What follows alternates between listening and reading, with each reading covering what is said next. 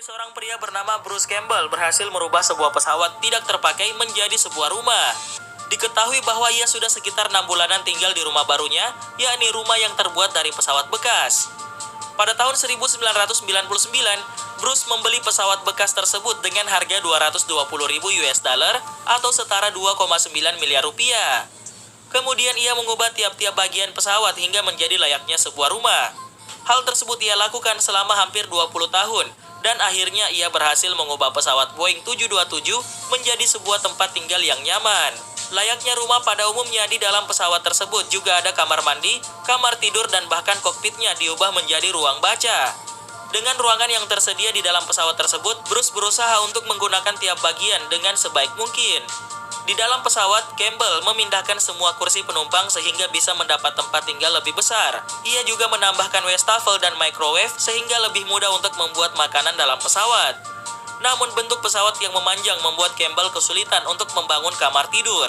Akhirnya ia memakai sofa bed yang berfungsi sebagai tempat duduk dan tempat tidur. Sementara bagian kokpit digunakan Campbell sebagai ruang kerja dan diisi beberapa komputer.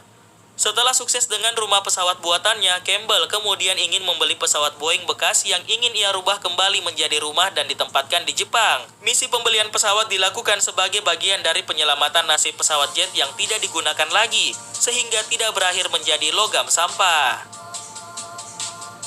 Pulau pribadi buatan. Pasangan suami istri asal Kanada yang bernama Wayne Adams dan Catherine King adalah termasuk salah satu pasangan romantis yang dapat menjadi inspirasi bagi banyak pasangan di dunia. Pasalnya mereka tinggal di pulau yang berhasil mereka buat sendiri. Pulau yang terletak di Cypress Bay, British Columbia ini nyaris dapat memenuhi kebutuhan hidup mereka. Pulau yang dinamakan Freedom Cove tersebut dapat mengapung bebas di atas air. Walaupun tinggal di pulau buatan, pasangan romantis ini tetap menjalankan kehidupan sehari-hari untuk tetap mempertahankan hidup. Rumah-rumah apung tersebut jauh dari kesan kumuh seperti rumah apung pada umumnya. Diketahui bahwa Wayne sendiri adalah seorang pemahat, sementara sang istri merupakan seorang pelukis, penari, penulis, dan juga musisi. Kompleks rumah apung itu pun sangat ramah lingkungan, betapa tidak, rata-rata rumah dibangun dari bahan-bahan daur ulang. Bahkan untuk urusan bahan pokok makanan, Pak Sutri tersebut memiliki 4 rumah kaca yang ditanami dengan berbagai macam sayur dan buah-buahan. Pulau yang terdiri dari 12 platform mengambang untuk berbagi keperluan seperti mercusuar, 5 rumah kaca, lantai dansa, studio, dan bahkan sebuah galeri seni. Pasangan ini tidak memiliki kulkas sebab apa yang mereka makan berasal dari makanan yang ditanam di rumah kaca dan tangkapan mereka di laut. Air minum mereka kumpulkan dari air terjun di musim panas dan air hujan di kala musim hujan. Untuk permasalahan listrik, pasangan romantis yang tinggal di pulau buatan ini menggunakan generator. Nenek hijau. Nenek yang satu ini bisa dibilang cukup unik dan nyentrik. Pasalnya nenek yang bernama lengkap Elizabeth Eaton Rosenthal ini selama 20 tahun selalu berpenampilan serba hijau. Diketahui bahwa ia adalah seorang seniman yang berasal dari Brooklyn, New York. Nenek Elizabeth sendiri mempunyai nama dan julukan yang unik, yakni The Green Lady of the Carroll Gardens. Menurutnya warna hijau adalah warna yang paling bahagia dan positif di dunia. Dirinya pertama kali jatuh cinta dengan warna hijau ketika bereksperimen dengan kutek warna hijau dan cat rambut warna jeruk nipis. Tidak lama kemudian, warna hijau mulai mendominasi koleksi baju dan rumahnya.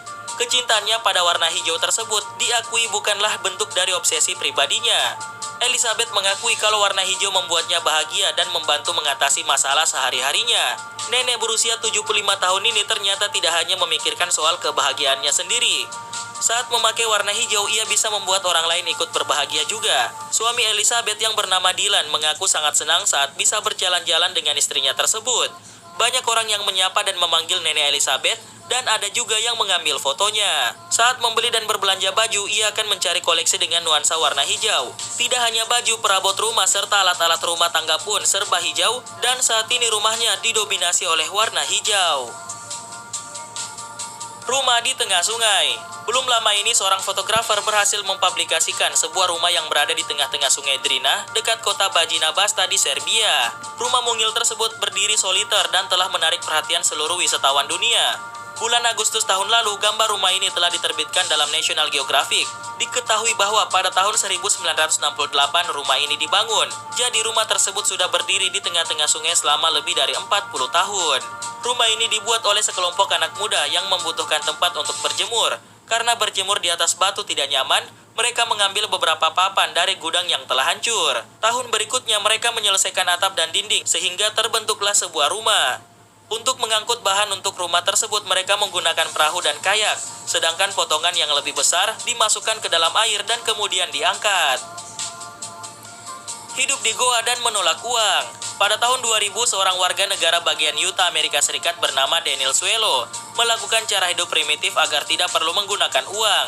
Tidak demikian bagi Daniel Suelo, warga kota Moab, negara bagian Utah, Amerika Serikat, yang melakoni cara hidup primitif agar tidak perlu menggunakan uang. Suelo menolak konsep uang dan ia merasa hidupnya tidak bahagia karena ia harus berurusan dengan duit. Mantan koki yang sekarang berumur 39 tahun tersebut memilih langkah yang cukup ekstrim. Suelo sudah biasa dianggap gila atau pemalas oleh orang-orang di sekitarnya. Dia sehari-hari melakukan apapun yang dia inginkan seperti jalan-jalan, mencuci baju-bajunya di sungai, berburu hewan liar seperti tupai dan musang, sampai menanam melon dan sayur mayur.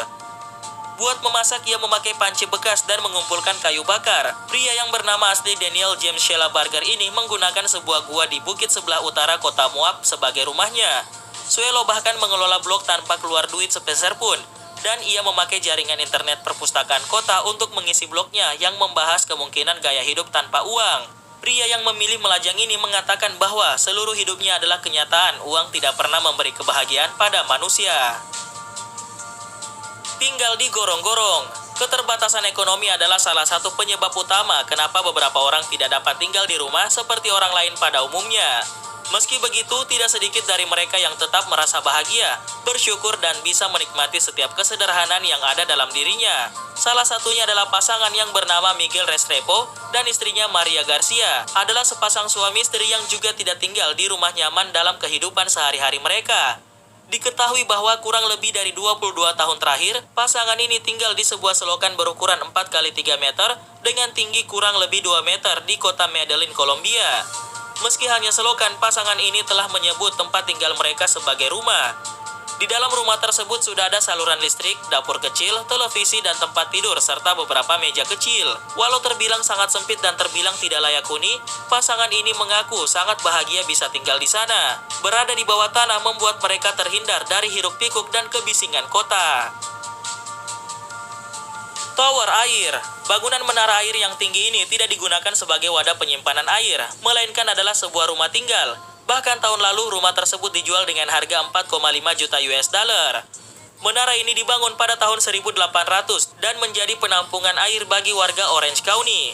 Namun begitu memasuki tahun 1960-an, setiap rumah sudah memiliki fasilitas penampungan sendiri, sehingga menara tersebut tidak lagi dipakai. Pemerintah setempat pun ingin merobohkan menara ini. Namun George Armstrong, seorang pengusaha properti, menyelamatkan menara ini dan mengubahnya menjadi rumah tinggal. Apalagi Armstrong sudah lama bermimpi ingin tinggal di ketinggian sehingga dapat melihat keseluruhan pemandangan kota dan pantai. Hasilnya pada tahun 1980, rumah ini selesai direnovasi. Diketahui bahwa sang pemilik menara tersebut meninggal pada tahun 2015, namun bangunan itu sudah lama berpindah kepemilikan sejak tahun 1995. Hunian dengan tinggi sekitar 31 meter tersebut akhirnya menjadi salah satu lokasi wisata Orange County, dan saat ini bangunan tersebut memiliki nama resmi yaitu PCH Water Tower Home. Rumah jembatan. Hunian ini berada di antara tepi lembah. Desain hunian seperti ini menghubungkan dua bagian yang tinggi dengan lembah di bawahnya. Rumah jembatan ini berada di Ashbourne, Australia bagian selatan, dan jaraknya sekitar 60 km dari pusat kota Adelaide. Arsitek Max Pritchard adalah perusahaan arsitek yang berhasil mendesain rumah ini, dan ini adalah salah satu arsitek ternama di Australia. Diketahui bahwa hunian ini mempunyai 2 kamar tidur dan 1 kamar mandi. Selain itu, ada ruang besar yang digunakan untuk dapur, ruang makan, dan ruang duduk, serta mempunyai fasilitas pemanas. Fasilitas lain yang terdapat pada bangunan ini adalah workshop berukuran besar, carport yang bisa memuat 2 mobil, ruang penyimpanan, kebun buah-buahan dan sayur-sayuran, serta peternakan ayam. Diketahui bahwa luas lahan dari bangunan tersebut di sekitar rumah mencapai 22 hektar. Tinggal di atap toilet umum. Mungkin karena tidak punya cukup dana untuk membeli tempat tinggal atau menyewa apartemen, seorang pria bernama Takashi Yamanouchi ini telah tinggal di atap toilet umum selama 3 tahun berturut-turut tanpa ketahuan pihak berwajib. Keberadaan Takashi yang tinggal di tempat tersebut baru diketahui beberapa minggu terakhir. Seorang petugas listrik bernama Usuki sempat melihat bayangan pria tersebut. Tidak lama Usuki lalu menghubungi polisi setempat untuk melakukan investigasi. Ternyata Takashi telah membuat kamarnya sendiri di atap toilet dan kamar tersebut terlihat kecil tapi penuh dengan barang-barang. Takashi menemukan tempat tersebut saat melihat seseorang pernah tinggal di sana. Tempat sampah. Seorang pria tunawisma bernama Damian Cummings yang berasal dari New York pindah ke sebuah rumah yang disamarkan sebagai tempat sampah. Tepatnya pada bulan Juni 2016 berkat dua model pria bernama Shane Duffy dan Phil Sullivan yang menghadiahinya rumah tersebut atas perbuatan baiknya. Kedua model tersebut bertemu dengan Cummings saat mereka berpose sebagai tunawisma yang mencari penerima amal yang layak. Cummings yang baik hati tidak sadar bahwa sedang berurusan dengan superstar. Rumah yang menyerupai tempat sampah tersebut ditaksir memiliki harga sebesar 1.500 US dollar dan dilengkapi dengan panel surya dan port USB. Bagi Cummings, rumah barunya tersebut lebih dari sekedar tempat untuk tidur. Dan Cummings bukanlah satu-satunya orang yang tinggal di rumah sampah di Amerika Serikat. Pada tahun 2013, perancang California bernama Gregory Klein mengubah tempat sampah senilai 2.000 US dollar menjadi rumah fungsional penuh dengan kamar mandi, tempat tidur, dapur, dan dek berjemur. Suku yang hidup di laut. Pengembara laut, itulah yang sering dikatakan banyak orang tentang masyarakat suku Bajo. Zaman dahulu kala orang-orang suku Bajo terbiasa hidup di atas perahunya atau sering disebut nomaden. Namun saat ini banyak orang Bajo membangun rumah di atas laut dangkal sebagai tempat tinggal mereka. Bukan hanya di Indonesia, suku Bajo telah tersebar di lautan Malaysia, Filipina, dan Thailand. Di Indonesia sendiri mereka tersebar di wilayah Kalimantan Timur, Kalimantan Selatan, Sulawesi Selatan, dan wilayah Indonesia bagian timur lainnya. Sejarah mengatakan suku ini berasal dari Kepulauan Sulu di Filipina Selatan yang hidup di lautan lepas hingga membawa mereka masuk ke Indonesia. Suku yang belum diketahui secara pasti asalnya ini terkenal dengan keahliannya menyelam dalam lautan hingga 70 meter dalamnya hanya dengan sekali tarikan nafas. Kehebatan suku Bajo dalam mengarungi laut membuat banyak ilmuwan dunia tertarik untuk membuat penelitian. Salah satunya yaitu sekelompok ilmuwan dari University of Copenhagen dan University of California di Berkeley yang mencoba menguak misteri asal-usul kehebatan suku Bajo yang bermukim di Indonesia.